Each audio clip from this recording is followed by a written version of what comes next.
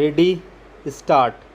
The juristic theory regarding acceptability of a dying declaration is that such declaration is made in extremity when the party is at the point of death and when every hope of this world is gone, when every motive to falsehood is silenced and the man is induced by the most powerful consideration to speak only the truth. Stop. Notwithstanding the same, great caution must be exercised in considering the weight to be given to this species of evidence on account of the existence of many circumstances which may affect their truth. Stop. The situation in which a man is on deathbed is so solemn and serene is the reason in law to accept the veracity of his statement. Stop. It is for this reason the requirements of oath and cross examination are dispensed with. Stop. Since the accused has no power of cross examination, the court insists that the dying declaration should be of such a nature as to inspire full confidence of the court in its truthfulness and corrects. Stop.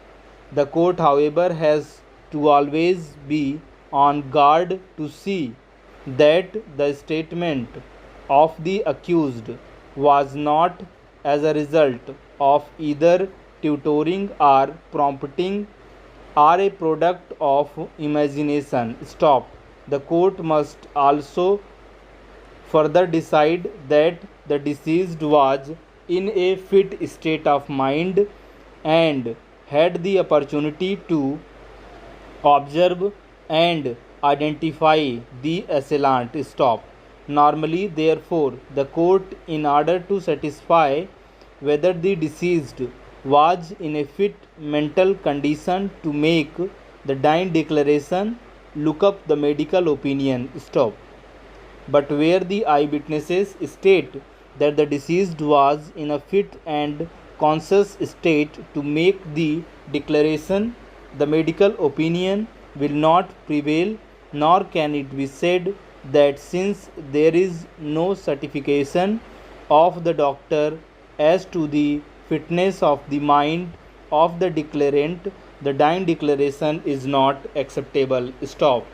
A dying declaration can be oral or in writing, and in any adequate method of communication, whether by words or by signs or otherwise, will suffice provided the indication is positive and definite. Stop. In most cases, however, such statements are made orally before death ensues and is reduced to writing by someone like a magistrate or a doctor or a police officer. Stop.